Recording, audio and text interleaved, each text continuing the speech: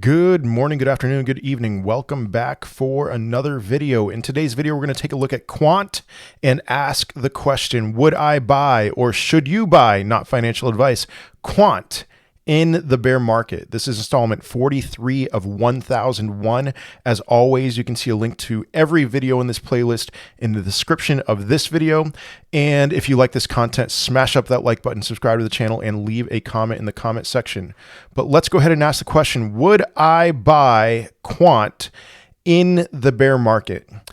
I am excited about buying Quant. I will answer that. And if you have ever checked out my bear market buying guide, Quant happens to be one of my back the truck up cryptos. If you haven't heard about my bear market buying guide, check it out, worldwarbitcoin.teachable.com.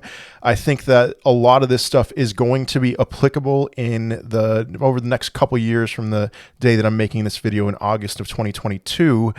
And I have 4 back the truck up cryptocurrencies: Solana, Quant, Dogecoin, and Shiba Inu. Now, I do want to say I'm not as confident about Solana as I was when I made the video in the fall of 2021. And that just happens to do with there's so much competition with Solana. But Quant, I stand by. Dogecoin and Shiba Inu. That may sound surprising to you, but I do want to say I am 100% backing the truck up with those cryptocurrencies, because you got to think about it from the retail investor's mindset. Are they going to want complexity, or are they going to want something they can understand? They can understand Dogecoin and Shiba Inu. With that being said, what about Quant? Because Quant is not necessarily, one of those things that's easy to understand. Well, it's a question that we need to ask ourselves. Is Quant going to do well because of its fundamentals or its hype? And I think that there's a case for both of those potential questions to be yes to both. And so I want to make a case for that moving forward. And so when we look at Quant, we can see Quant was just really weird this last cycle. And I think that's what appealed about it to a lot of people. And so in 2021, we have May of 2021, Quant went up to something like $50 or so, $63 on May 10th of 2021, went down with the rest of the market, but it didn't stay down. And so that week between May 10th and May 17th of 2021, that was a big week where Bitcoin saw this huge liquidation, went down from about $59,000 all the way down to $29,000 in a span of a few days. And so the entire market tanked with it. And then from that week in May of 2021 until about July, it just hung between $30,000 and $40,000, Bitcoin did. And Quant, on the other hand, just kind of did its own thing, and it was wild to see it. So Quant just kept on putting in new highs, new all-time high in June, new all-time high in July, and then when Bitcoin recovered and went beyond its April all-time high and did sort of a double top in November of 2020, Quant just kept on going up.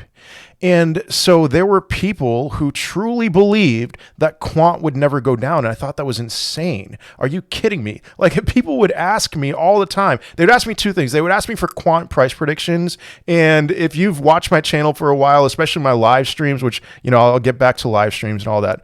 There were things that I used to say about Quant.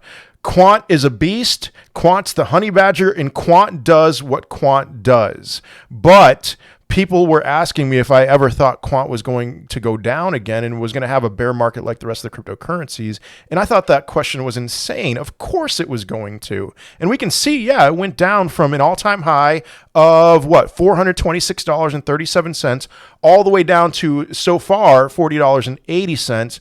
And now it's at $106.41 from that bottom, the bottom that we've seen, the local bottom at least. And it's up 160.79% from its cycle low. So it's bounced off pretty well from its cycle low. It could certainly go back down, but Quant has gone down with the rest of the market, and that shouldn't be a surprise. But what was this? What was that in the summer of 2021 when the rest of the crypto market was going down and Quant was just doing what Quant does? Quant does what Quant does. It was wild. And so that put Quant on a lot of people's radars as something that can certainly do well based on hype. And the tokenomics of Quant seem to support the possibility that Quant will do well based on hype for another cycle. And I really think it will. But, I'm also thinking that Quant has the potential to be a top 10 cryptocurrency one day. I really do believe that. Do I guarantee that? Absolutely not, by no means. But I think it has the potential to. And so here's what I wanted to look at. So Quant's tokenomics, I love it. So they launched with the intention, with the hope of launching with 24 million Quant tokens, and that was going to be it. There was going to be no inflation, and 24 million, you see what you see is what you get. But the token didn't launch all that well, and it didn't sell out 100%, and so they burned 9.5 million tokens, and now their max supply is only 14.6 million, and that's it. That's it forever. So when I talk about cryptocurrencies, one of the big things that I look at with those cryptocurrencies is their rate of inflation. And an inflation rate of 0 is phenomenal. That's insane. I mean, we're looking at cryptocurrencies that, inflate between 2% for the last video that I did to 20% potentially for Cosmos. Cadena is 15%. I say this all the time. Dogecoin, with 10,000 new coins printed a minute is 4% annually.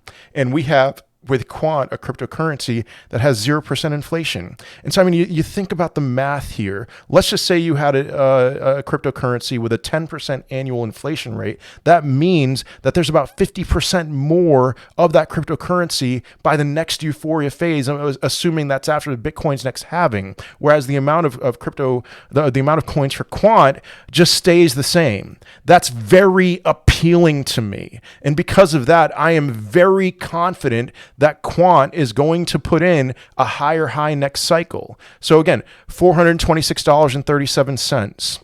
And so I would say we have a crypto market cap that peaked at $3 trillion, almost exactly $3 trillion so far between the previous Bitcoin halving and the next one. Who knows what's coming over the next couple of years? I am not ruling out the possibility that it'll go higher before the next Bitcoin halving, but ultra conservative, in my opinion, by 2025, I would expect that the crypto market cap would at least double. But let's just say $6 trillion for something like Quant, for it to just stay where it was as a top 50 or so cryptocurrency. That means it's going to go up to $800 or so.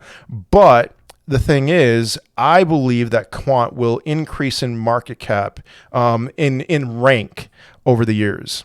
So over at least like the next 3 years and potentially over the next decade, we'll see about long term. But like I said, I think that Quant has the potential to be a top 10 cryptocurrency.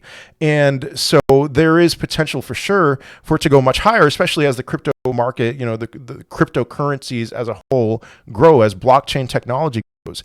And so I once looked at the numbers, especially when the crypto market was near its peak around $3 trillion.